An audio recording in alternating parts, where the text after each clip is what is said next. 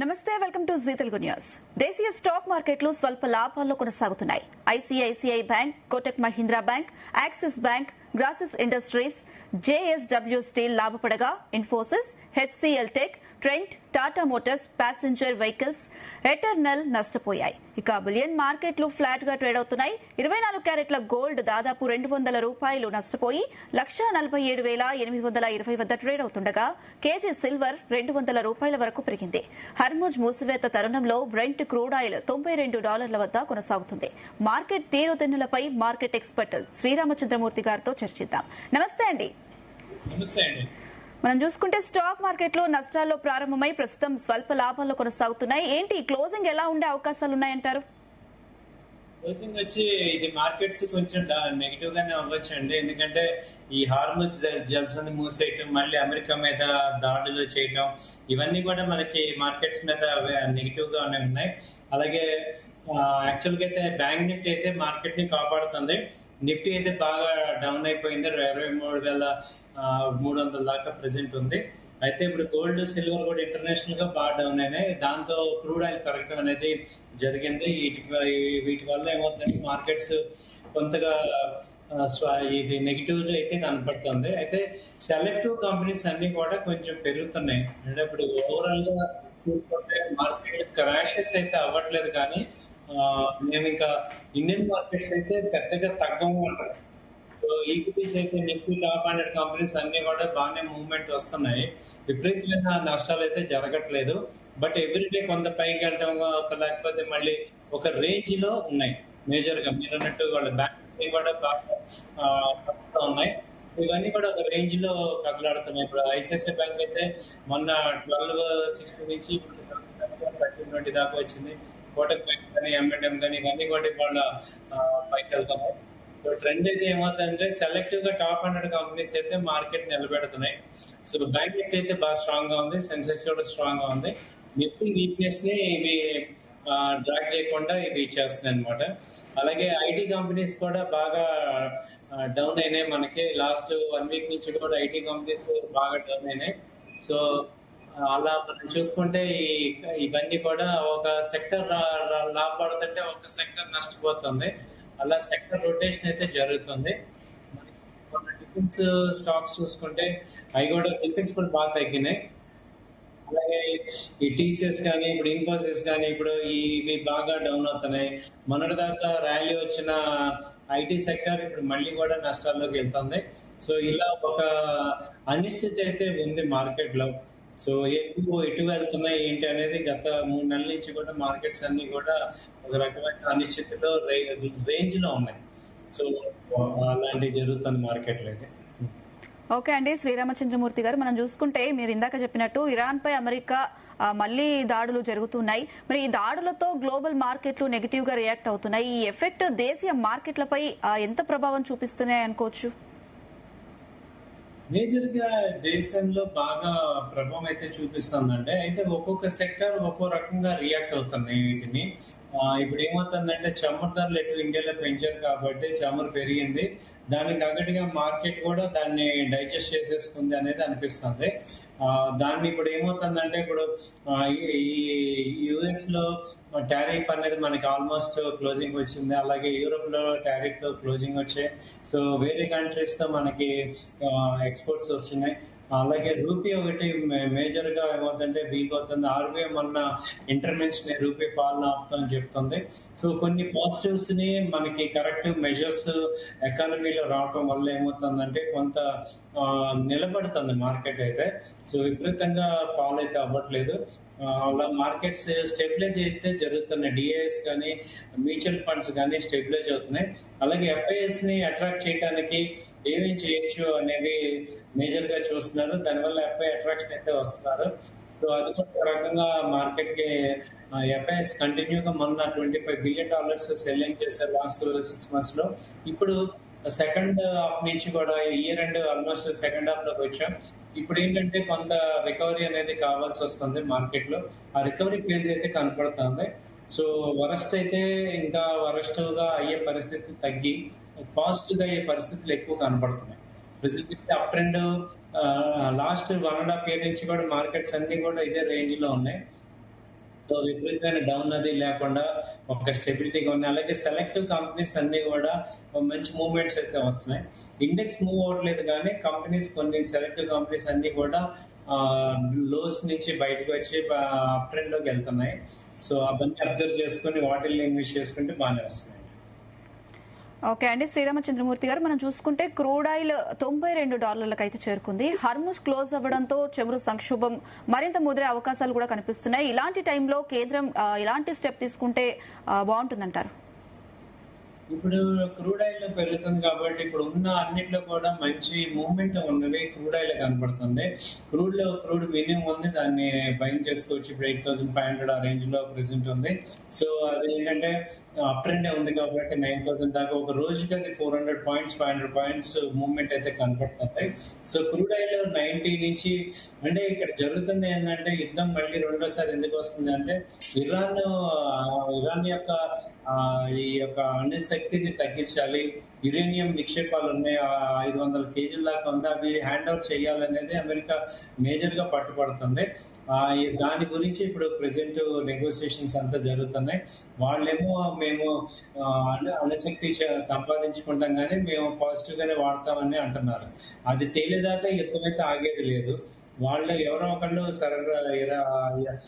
ఏదైనా కానీ ఇప్పుడు ఇంటర్నేషనల్ సమాజం ఏముంటుందంటే ఇరాన్ అయితే అణుశక్తి అవ్వకూడదు, ఎందుకంటే వాళ్ళ వల్ల చాలా గ్లోబల్ కి ఎఫెక్ట్ అందరికీ కూడా జరుగుతున్నాయి కాబట్టి ఇరాన్ ఎట్టి పరిస్థితుల్లో కూడా అణు శక్తి సంపాదించకూడదు అనేది మేజర్ గా టార్గెట్.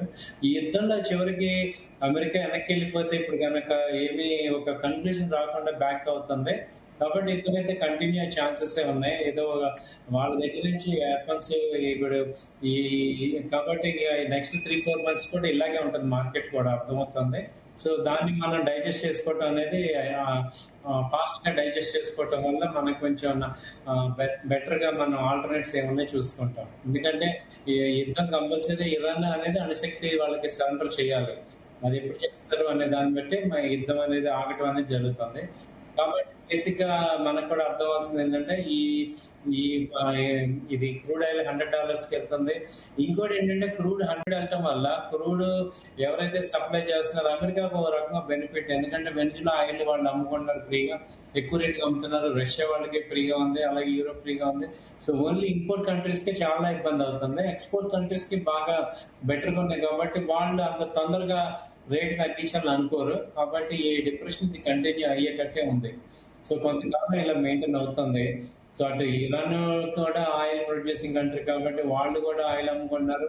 సో అటు అమెరికా ఆయిల్ అమ్ముకున్నారు కాబట్టి వాళ్ళెవరికి కూడా వాళ్ళ యుద్ధాన్ని ఆపాలని లేదు. సో మనకే ఏమవుతుందంటే చాలా స్క్వీజ్ అవుతుంది, యుద్ధం కంటిన్యూ అవుతుంటే ఆర్మూజ్ షిప్లన్నీ కూడా ఆగిపోయినాయి, వరల్డ్ మొత్తం డిస్ట్రక్షన్ అయిపోతుంది. సో అలాంటి పరిస్థితుల్లో మన ఇండియా కూడా చాలా ఎఫెక్ట్ అవుతుంది, ఇంటర్నల్ గా చాలా ఎఫెక్ట్ ఉంది దీంట్లో. అందుకనే మనకి ప్రధాని మోడీ గారు ఈ బంగారం తగ్గించండి, ఆల్టర్నేటివ్స్ పెంచుకోండి, ఆల్టర్నేటివ్ ఎనర్జీ సోర్సెస్ పెంచండి, ఎలక్ట్రికల్ వెహికల్స్ వాడండి, ఇవన్నీ చెప్తున్నారు అనమాట. ఇది ఇప్పట్లో తగ్గేటట్టు లేదు అనేది అర్థమవుతుంది. ఓకే అండి, శ్రీరామచంద్రమూర్తి గారు, మనం చూసుకుంటే బులియన్ మార్కెట్ విషయానికి వస్తే గోల్డ్ ఇవాళ కూడా తగ్గింది. కొనుగోలుకు ఇది మంచి సమయం అంటారా? ఇవాళ ఇంటర్నేషనల్ గా గోల్డ్ కూడా బాగా తగ్గిందండి, 4,100 అలా ఉంది. ఇప్పుడు అదే ఇంటర్నేషనల్ తగ్గటం వల్ల మనకి గోల్డ్ కూడా ఇండియాలో కూడా తగ్గింది.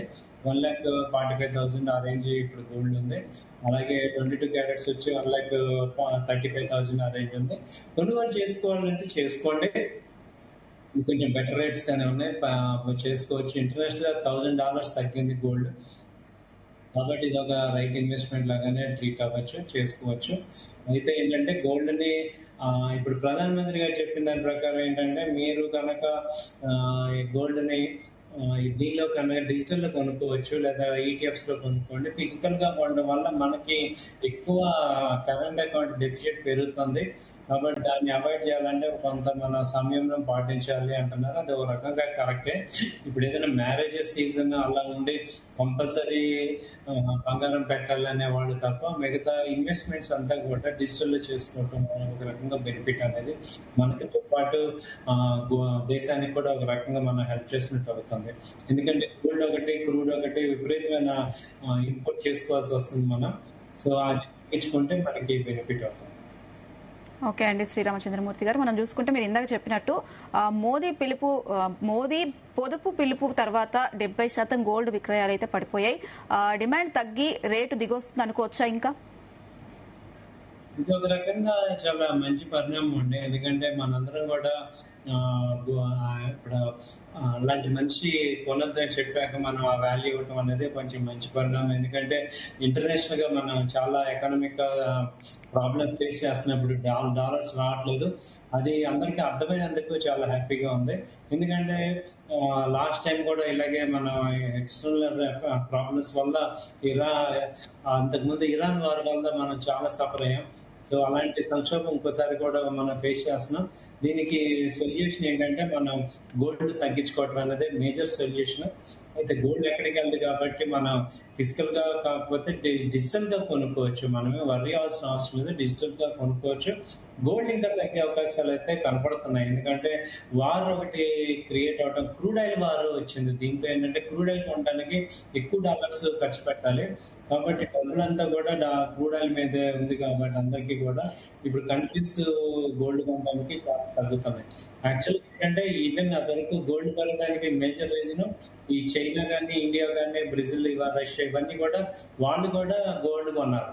కాబట్టి ఏంటంటే ఫిజికల్ గా వాళ్ళు కూడా కొనడం, కంట్రీస్ కొనడం వల్ల బాగా డిమాండ్ వచ్చింది. ఇప్పుడు మనము కంట్రీస్ గోల్డ్ కొనడం తగ్గించేసారు. ఎందుకంటే కరెంట్ అకౌంట్ డెఫిసిట్ విపరీతంగా ఉంది. ఎందుకంటే క్రూడ్ ఆయిల్ కన్సంప్షన్ చైనా ఎక్కువ ఉంది, ఇండియా ఎక్కువ ఉంది. కాబట్టి ఇప్పుడు ఆర్బీఐ గోల్డ్ కొనే పరిస్థితుల్లో లేదు. ఉన్న గోల్డ్ అమ్మిందని అంటున్నారు కానీ అది నిజమో కాదు తెలియట్లేదు. వాళ్ళు అమ్మలేదని చెప్తున్నారు. బట్ గోల్డ్ రిజర్వ్స్ ఇప్పుడు కనుక పెంచుకోవడానికి గోల్డ్ కొనుక్కోవచ్చు, కానీ మనకి క్రూడ్ ఆయిల్ బాగా పెరగటం వల్ల అది ఎఫెక్ట్ అవుతుంది. దాని నుంచి తప్పించుకోవడానికి ఉన్న ఆల్టర్నేట్ ఆప్షన్ ఏంటంటే ఈ యొక్క గోల్డ్ ని డిజిటల్ గా కొనుక్కోవడం. దానివల్ల గోల్డ్ కొంచెం తగ్గే అవకాశాలు కనపడుతుంది. గోల్డ్ కొంచెం తగ్గుతుంది. ఇంటర్నేషనల్ గా కూడా $4,100 దగ్గర ఉంది. సో తగ్గుతుంది. సో ట్రై చేసి గోల్డ్ ఈటీఎఫ్ కానీ, గోల్డ్ బీస్, అలాగే సిల్వర్ ఈటీఎఫ్, సిల్వర్ బీస్ ఇవన్నీ కొనుక్కోవచ్చు, ఇబ్బంది. ఓకే అండి, శ్రీరామచంద్రమూర్తి గారు, మనం చూసుకుంటే గోల్డ్ మంత్లీ లెవెల్ ఎలా ఉండే అవకాశాలు ఉన్నాయంటారు? గోల్డ్ వచ్చి ఇప్పుడు ప్రెసెంట్ 1,46,000 దగ్గర ట్రేడ్ అవుతుంది. అయితే ఇక్కడ నెక్స్ట్ లెవెల్స్ చూసుకుంటే గోల్డ్ ఈ లెవెల్స్ లో మంచి ఎంట్రీ తీసుకోవచ్చు. సో ఇప్పుడు లెవెల్స్ మనం 4,100 ఇప్పుడు ప్రెసెంట్ ఉంది ఇంటర్నేషనల్ గా. అది $4,000 మేజర్ సపోర్ట్ అనమాట. $4,000 మేజర్ సపోర్ట్ తీసుకుంది. అక్కడ కనుక తీసుకుంటే మళ్ళీ అంతకుముందు $5,000 దాకా వెళ్ళింది. సో ఇప్పుడు $4,000 దగ్గర సపోర్ట్ తీసుకోవచ్చు. అంటే లెక్కలు మనం చూసుకుంటే 1,43,000 ఆ రేంజ్ లో మేజర్ సపోర్ట్ అయితే కనపడుతుంది. సో అక్కడ అది బ్రేక్ అయితే కానీ నెక్స్ట్ లెవెల్ అర్థం కాదు. సో వెయిట్ అండ్ వాచ్ చేసుకోవచ్చు. సో ఈ లోపు ఏంటంటే డిజిటల్ గా బాగా గోల్డ్ బయింగ్ చేసుకోవచ్చు. అలాగే సిల్వర్ కూడా మాట్లాడితే, సిల్వర్ అయితే రానున్న అంటే దీన్ని సిల్వర్ ఈటీఎఫ్ కానీ, సిల్వర్ బీస్ కానీ మనం ఎలా చూడాలంటే ఒక 2 years 3 years ఆర్జన్ లో కనుక మనం చూస్తే సిల్వర్ కూడా మంచి ఇన్వెస్ట్మెంట్ ఆర్జన్ ఉంది. ఇప్పుడు 2,40,000 2,35,000 అలా ఉంది. ఈ సిల్వర్ ఈటీఎఫ్ కానీ, సిల్వర్ బీస్ కానీ మంచి రేట్లో ఉన్నాయి. కాబట్టి వాటిల్లో ఇన్వెస్ట్ చేసుకోవడం, కొంత అమౌంట్ వాటిల్లో ఇన్వెస్ట్ చేసుకోవచ్చు. లాంగ్ టర్మ్ పాయింట్ లో అయితే మంచి రిటర్న్స్ వస్తుంటాయి. సో స్టాక్స్ కూడా మనకి ఈక్విటీ మార్కెట్ లో అంటే ఇప్పుడు మేము ఏంటంటే డైవర్సిఫై అనేది ఇప్పుడు బెస్ట్ డీల్ అనమాట. ఇలాంటి అన్సర్టనిటీస్ లో డైవర్సిఫై బెస్ట్ డీల్. సో మీకున్న అమౌంట్ లో క్యాపిటల్ అలొకేషన్ లో ఒక 25% ఈ సిల్వర్ గోల్డ్ రెండు కలిపి 25% దాకా మనం ఇన్వెస్ట్ చేసుకోవచ్చు. ఓకే అండి, శ్రీరామచంద్రమూర్తి గారు, మనం చూసుకుంటే మీరు చెప్పినట్టు ఇందాక digital gold okay, but physical గోల్డ్కి వచ్చేసరికి భవిష్యత్తులో గోల్డ్ ధరలు పెరుగుతాయా లేదా తగ్గుతాయా అని చాలా మంది అయితే ఆలోచిస్తూ ఉంటారు. కొనాలా వద్దా అని కూడా చాలా మంది ఆలోచిస్తూ ఉంటారు. అంటే ఎలా ఉండే అవకాశాలు ఉన్నాయంటారు? పెరుగుతాయా తగ్గుతాయా? ఫ్యూచర్ లో అయితే కొంచెం గోల్డ్ ప్రెసెంట్ తగ్గినా కానీ ఒక 3 months నుంచి 6 months ఆర్జన్ లో పెరిగే అవకాశాలు ఉన్నాయండి. ఎందుకంటే గోల్డ్ ఇంటర్నేషనల్ గా ఈ క్రూడ్ ఆయిల్ ఎప్పుడైతే ఏదైనా వారు కనుక తగ్గితే మాత్రం గోల్డ్ అవి బాగా పెరుగుతాయి. ఎందుకంటే ఇక్కడ మొత్తం మనీ అంతా కూడా క్రూడ్ కొనడానికి బ్లాక్ అయింది కాబట్టి ఇబ్బంది అవుతుంది. సో వార్ ఎప్పుడైతే ఆగుతుందో అప్పుడు ఆటోమేటిక్ గా క్రూడ్ తగ్గుతుంది కాబట్టి ఆ గోల్డ్ అండ్ సిల్వర్ మీద మంచి అవుట్పుట్ వస్తుంది. ఇప్పుడు ఏదైతే తగ్గిందో ఇక్కడ మనకి కొంత బై అండ్ డిప్స్ లాగా చేసుకోవచ్చు. గోల్డ్ సిల్వర్ అయితే ఫ్యూచర్ లో పెరుగుతాయి. ప్రెసెంట్ రేంజ్ లో ఉన్నాయి, బట్ ఫ్యూచర్ లో పెరిగే ఛాన్సెస్ ఉన్నాయి. ఓకే అండి, శ్రీరామచంద్రమూర్తి గారు, మనం చూసుకుంటే Q4 రిజల్ట్స్ చాలా కంపెనీలకైతే మంచి ఫలితాలను ఇచ్చాయి. మంచి స్టాక్స్ తీసుకోవాలనుకునే వారికి మీరు ఇచ్చే సలహాలు ఏంటి? ఎక్సలెంట్ అండి. ఇప్పుడు ఇలాంటి టైంలో ఏంటంటే పానిక్ అవ్వకుండా మంచి మంచి కంపెనీస్ బెస్ట్ రేట్ లో ఉన్నాయి కాబట్టి వాటిని సెలెక్టివ్ ఇన్వెస్ట్ చేసుకోవడం, ఒక 1 year 2 years ఆర్జన్ లో ఇన్వెస్ట్ చేసుకోవడం అనేది బెటర్ అనమాట. సో అలాంటి కంపెనీస్ ని చూసుకుంటే మనకి ప్రెసెంట్ ఐటీ సెక్టర్ లో ఒక 1-2 కంపెనీస్, ఇన్ఫోసిస్ కానీ, హెచ్సిఎల్ టెక్ కానీ, పర్సిస్టెన్స్ అలాంటివి చూడొచ్చు. అలాగే హెచ్డిఎఫ్సి ఏఎంసీ కానీ, తర్వాత ఐసిఐసి ఏఎంసీ, ఇవన్నీ కూడా హెచ్డిఎఫ్సి బ్యాంక్ కూడా 740 ఆ రేంజ్ లో ఉంది. బాగా తగ్గి రివర్స్ అయ్యి కంపెనీస్ లో ఇన్వెస్ట్ చేయడం మంచి రిటర్న్స్ అయితే మనం పెట్టుకోవచ్చు. సో బ్యాంకింగ్ సెక్టర్ బాగుంది. అలాగే ఆటోమొబైల్, ఎలక్ట్రికల్ వెహికల్ ఏవైతే ఉన్నాయో వాటన్నిటిలో కూడా మంచి రిటర్న్స్ వచ్చే ఛాన్సెస్ ఉన్నాయి. ఐషర్ మోటార్ కానీ, తర్వాత ఎంఎండ్ఎం కానీ, తర్వాత టాటా మోటార్, హ్యుండాయ్, ఇవన్నీ కూడా మారుతి, హీరో మోటార్, టీవీఎస్, ఇవన్నీ కూడా ఎలక్ట్రికల్ వెహికల్స్ ప్రొడ్యూస్ చేస్తున్నాయి కాబట్టి మంచి రిటర్న్స్ వస్తున్నాయి. సో అలాగే Q4 రిజల్ట్స్ కూడా వీటన్నిటికీ బాగానే ఉంది కాబట్టి అలాంటి వాటిలో కూడా ఇన్వెస్ట్ చేసుకోవడానికి ట్రై చేయొచ్చు. ఇప్పుడు ఈ ఆటోమొబైల్, బ్యాంకింగ్, ఫైనాన్స్, అలాగే ఈ యొక్క హెల్త్ కేర్, వీటిని బాగా సెలెక్టివ్ గా మంచి కంపెనీస్ లో ఇన్వెస్ట్ చేసుకుంటే మంచి వెల్త్ క్రియేట్ అవుతుంది. సో అలాగే డిఫెన్స్ ఒకటి, తర్వాత ఇప్పుడు ఇవి న్యూక్లియర్ ప్లాంట్ కూడా బాగానే డిమాండ్ వస్తుంది రాబోయే రోజుల్లో. అలాగే సెమీ కండక్టర్స్, ఇలా ఒక energy segment, alternate energy segment, ఇలా సెక్టర్ కి కొంత చూసుకొని మనం ఇన్వెస్ట్ చేయడం ద్వారా మంచి రిటర్న్స్ అయితే గెయిన్ అవ్వచ్చు. సో మనం ఎలా ఆలోచించాలంటే ఏదో ఇప్పటికిప్పుడు సంపాదించేసేయాలి అని కాకుండా మార్కెట్ ఏంటంటే వెయిట్ అండ్ వాచ్ లాగా లాంగ్ టర్మ్ ఇన్వెస్ట్మెంట్ చూసుకోవడం ద్వారా మంచి రిజల్ట్స్ వస్తూ ఉంటాయి. సో ఇది ఏదైనా మనం లాంగ్ టర్మ్ లో చూసుకోవాలి. Long term point of view చూసుకుంటే మంచి రిజల్ట్స్ వస్తే అక్కడ మనం గెయిన్ చేయొచ్చు. ఓకే అండి, శ్రీరామచంద్రమూర్తి గారు, మనం చూసుకుంటే మ్యూచువల్ ఫండ్స్ ఇప్పుడున్న సిచ్యువేషన్ లో ఇన్వెస్ట్ చేయడం మంచిదే అంటారా? మ్యూచువల్ ఫండ్స్ ఇప్పుడున్న సిచ్యువేషన్ అయితే ది బెస్ట్ అండి. ఎందుకంటే మనము రోజు కూడా మనంతటా మనం ఒక స్టాక్ ఫిక్స్ చేయాలన్నా అది ఎలా అవుతుంది ఏంటి అనేది డైలీ దాన్ని మానిటరింగ్ చేయాలి. అలాంటి మానిటరింగ్ చేయడానికి లేదా టెక్నికల్ అనాలిసిస్ గా దాని యొక్క స్ట్రెంగ్త్ ఏంటి, ఎలా ఉందో చూడటానికి మన దగ్గర అంత టూల్స్ లేవు కాబట్టి మా నార్మల్ పర్సన్స్ ఎవరు కూడా అంత డైలీ స్పెండ్ చేయలేరు. సో వాళ్ళ కోసం ఏంటంటే మ్యూచువల్ ఫండ్స్ అనేవి బెస్ట్ ఆప్షన్ కింద తీసుకోవచ్చు. మ్యూచువల్ ఫండ్స్ ఏంటంటే హైబ్రిడ్ ఫండ్స్ ఉన్నాయి, అలాగే ఈక్విటీ లింక్డ్ ఉన్నాయి, అలాగే కంప్లీట్ గా డెట్ లింక్డ్ ఉన్నాయి. సో ఇప్పుడున్న సిచ్యుయేషన్స్ లో మ్యూచువల్ ఫండ్స్ మంచి కాంబినేషన్ లో మనకి రకరకాల స్కీమ్స్ ఇస్తున్నారు. So small and micro cap, అలాగే లార్జ్ క్యాప్, ఇలా ఒక సెగ్మెంట్ వైజ్ గా ఇస్తున్నారు. కాబట్టి ఏంటంటే వాళ్ళు అక్కడ ఏంటంటే ఒక ప్రొఫెషనల్స్ హ్యాండిల్ చేస్తారు దాన్ని. కాబట్టి మ్యూచువల్ ఫండ్స్ ని బెస్ట్ గా తీసుకోవచ్చు. సో మ్యూచువల్ ఫండ్స్ లో ఇన్వెస్ట్ చేయడం వల్ల ఒక రకంగా ఒక సెక్యూరిటీ ఉంటుంది. అలాగే ఆ మ్యూచువల్ ఫండ్స్ కూడా హెడ్జ్ చేసుకోవచ్చు, అలాగే ప్లెడ్జ్ చేసుకుని క్యాష్ కూడా తీసుకోవచ్చు. సో ఆల్టర్నేట్ బెనిఫిట్స్ కూడా ఇచ్చే జస్ట్ లైక్ ఇన్సూరెన్స్ లాగా లాంగ్ టర్మ్ లో ఒక 3 years 5 years ఆర్జన్ లో పెట్టుకునేటట్టయితేనే మంచి దానికి రికరింగ్ అమౌంట్ వస్తుంది మ్యూచువల్ ఫండ్స్. సో అలాగే లాంగ్ టర్మ్ లో ప్లాన్ చేసుకునే వాళ్ళకి మంచి బెనిఫిట్స్ ఉంటాయి మ్యూచువల్ ఫండ్స్ ని. సో ఇప్పుడు మార్కెట్స్ డౌన్ అయినప్పుడే మ్యూచువల్ ఫండ్స్ కి ఎన్ఏవి తగ్గుతుంది కాబట్టి మనకి నెంబర్ ఆఫ్ యూనిట్స్ ఎక్కువ వస్తాయి. కాబట్టి అంటే మనం ఇవాళ మార్కెట్ తగ్గిందని ప్యానిక్ అవ్వకూడదు. మనం ఏంటంటే ఒక 5 years long term point of view లో చూసుకుంటే మంచి బెనిఫిట్స్ అయితే మ్యూచువల్ ఫండ్స్ లో కనపడుతున్నాయి. కాబట్టి మ్యూచువల్ ఫండ్స్ ఇన్వెస్ట్మెంట్ కూడా బాగానే ఉంటుంది. మ్యూచువల్ ఫండ్స్ లో ఎలాంటివి పిక్ చేసుకుంటే మంచిది అంటారు? మెయిన్ గా ఏది పిక్ చేసుకుంటే బెటర్ అంటారు?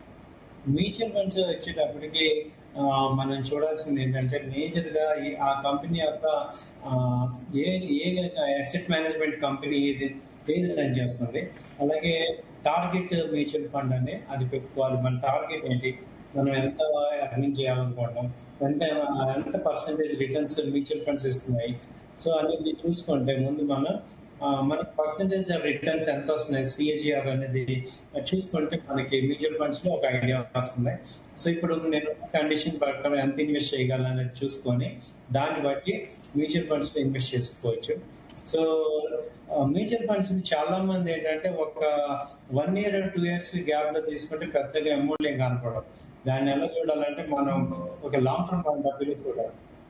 కనీసం 2 years 3 years మ్యూచువల్ ఫండ్స్ ని ఇన్వెస్ట్ చేసినట్టు చూడాలి. అప్పుడు కానీ మంచి గ్రోత్ రావాలి. ఓకే అండి, శ్రీరామచంద్రమూర్తి గారు, మనం చూసుకుంటే కొత్తగా స్టాక్ మార్కెట్ లోకి రావాలి అనుకునే వాళ్ళకు మీరు ఎలాంటి సలహాలు సూచనలు చేస్తారు? కొత్తగా మార్కెట్ లోకి వచ్చే వాళ్ళకి ఏంటంటే ఇవాళ ఇప్పుడు ఈ టైంలో కనుక మార్కెట్ వచ్చే వాళ్ళకి చాలా మంచి లెర్నింగ్స్ అయితే వస్తాయి. ఇప్పుడు 2024లో బుల్ మార్కెట్ వచ్చినప్పుడు అప్పుడు ఏది కొన్నా కానీ ప్రాఫిట్లు వచ్చాయి. అది కాకుండా ఇలాంటి టైంలో కనుక మార్కెట్లో ఎంటర్ అయితే మనకి నాలెడ్జ్ వస్తుంది. అసలు ఏ కంపెనీలు ఎందుకు పడుతున్నాయి, ఎందుకు పెరుగుతున్నాయి కంపెనీలు, అసలు ప్రైసెస్ ని ఎఫెక్ట్ చేసే పారామీటర్స్ ఏంటి, ఏ అంశాల వల్ల మార్కెట్స్ ఒడిదుడుకులు అవుతుంటాయి అనేది మీరు నేర్చుకోవడానికి నాలెడ్జ్ ఫస్ట్ నేర్చుకొని ఆ తర్వాత చిన్న చిన్న అమౌంట్స్ గా చేసుకుంటూ ఒక పోర్ట్ఫోలియో క్రియేట్ చేసుకోవటం అనేది వాళ్ళ మేము అడ్వైజ్ ఇస్తున్నాము. ఏదో బల్క్ లో అమౌంట్స్ పెట్టేసేసి ఒక 1 week 10 days లో మనీ రావాలనుకుంటే ఇది ఈ స్టాక్ మార్కెట్ సెట్ అవ్వదు. స్టాక్ మార్కెట్ ని ఒక లాంగ్ టర్మ్ పాయింట్ ఆఫ్ వ్యూలో చూసుకోవాలి, లాంగ్ టర్మ్ గోల్స్ కింద చూసుకోవాలి. అలాగే మనకి కంపెనీస్ క్వాలిటీ కంపెనీస్ లో ట్రేడ్ చేసుకోవడం కానీ ఇన్వెస్ట్ చేసుకోవడం కానీ చేసుకోవాలి. అలాంటి ఆలోచనలు ఉంటేనే ఇదేదో ఒక 1 day 2 day మ్యాటర్ గా చాలా మంది ఏంటంటే తెలియక ఆప్షన్స్ అని రిస్క్ డెరివేటివ్స్ లో ఇన్వాల్వ్ అయిపోవడం, వాటి వల్ల చాలా లాస్ అవుతున్నారు. సో మీరేంటంటే ఏదో తొందరగా డబ్బులు సంపాదించాలనే హడావిడిలో మనం ఏంటంటే వెల్త్ క్రియేషన్ అనేది మిస్ అవుతున్నాం, చాలా నష్టపోతున్నాం. కాబట్టి మనం wealth create long term investment లో స్టాక్స్ లోనే అవుతుంది. Wealth creation long term stock market లో అవుతుంది. కాబట్టి మనం ఫోకస్ అంతా దాని మీద పెట్టుకోవడం ద్వారా మంచి లాంగ్ టర్మ్ ఇన్వెస్ట్ చేయడం అనేది ఇంపార్టెంట్. సో ఒడిదుడుకులు షార్ట్ టర్మ్ వస్తుంటాయి, వాటన్నింటిని డిస్కౌంట్ చేసుకుంటూ ముందుకెళ్ళాలి, గ్రోత్. ఓకే అండి, శ్రీరామచంద్రమూర్తి గారు, మనం చూసుకుంటే ఇప్పుడున్న సిచ్యువేషన్ లో మార్కెట్ లో ఇప్పుడున్న సిచ్యువేషన్ ని బట్టి ఎలాంటి స్టాక్స్ పిక్ చేసుకుంటే మంచిదంటారు? ఇప్పుడు మార్కెట్ లో ఉన్న సిచ్యువేషన్ బట్టి మనం చూస్తే కొన్ని మీకు సజెస్టబుల్ కంపెనీస్ నేను ఏం చెప్తానంటే ఒకటి బిఎస్సి బాగుంది, ఎంసీఎక్స్ బాగా తగ్గింది. ఎందుకంటే బిఎస్సి కానీ ఎంసెక్స్ కానీ ఇవి మోనోపోలీస్ అనమాట మార్కెట్ లో. కాబట్టి అవి కొంచెం రేట్లు తగ్గాయి కాబట్టి వాటిలో కొంత ఇన్వెస్ట్ చేసుకుంటూ బై అండ్ డిప్స్ లాగా చేసుకోవచ్చు. అలాగే ఐటీ కంపెనీస్ కొన్ని బాగా తగ్గాయి. సో ఐటీ కంపెనీస్ లో ఇన్ఫోసిస్ కానీ అలాగే హెచ్సిఎల్ టెక్, ఈ ఎంఫసిస్ కానీ తర్వాత కోఫోర్జ్ ఇవన్నీ కూడా పుల్ బ్యాక్ అవుతుంటాయి, వాటిల్లో కొంత ఇన్వెస్ట్ చేసుకోవచ్చు. అలాగే హెచ్డిఎఫ్సి ఏఎంసీ కానీ ఐసిఐసిఐ ఏఎంసీ అలాగే మ్యూచువల్ ఫండ్ ఏఎంసీ కంపెనీస్ బాగుంటాయి. అలాగే ఎలక్ట్రికల్ వెహికల్స్ కంపెనీస్ ఎలక్ట్రా కానీ అలాగే హైపర్ ఎనర్జీ తర్వాత టీవీఎస్ మోటార్ ఇవన్నీ కూడా బాగా స్టాక్స్ బాగుంటాయి. అలాగే బ్యాంకింగ్ స్టాక్స్ లో హెచ్డిఎఫ్సి కానీ ఐసిఐసిఐ బ్యాంకు, యాక్సిస్ బ్యాంక్ ఇవి బాగా వెళ్తున్నాయి. అలాగే ఆటోమొబైల్ తీసి చెప్పాను మీకు. అలాగే ఇది ఫార్మా సెక్టర్ లో చూసుకుంటే రెడ్డి ల్యాబ్స్, దివీస్, అలాగే అపోలో, టోరెంట్ ఫార్మా ఇవన్నీ కూడా బాగానే కనపడుతున్నాయి మనకి మూవ్మెంట్. అలాగే గ్లెన్మార్క్ కానీ లూపిన్ కానీ ఆల్కేన్ కానీ ఇవన్నీ కూడా మంచి ఫార్మా కంపెనీస్. అలాగే యావర్ ట్రేడ్ ఇంకోటి ఏంటంటే డిఫెన్స్ లో బిహెచ్ఎల్ కానీ బిఈఎల్ కానీ కొచ్చిన్ షిప్ ఇవన్నీ మెజ్డాక్ ఇవన్నీ కూడా మూవ్మెంట్స్ వస్తాయి. సో ఏదైనా మనకి ఒక బుల్ ట్రెండ్ ర్యాలీ వచ్చినప్పుడు మాత్రం ఇవన్నీ బాగా మూవ్మెంట్ వస్తాయి.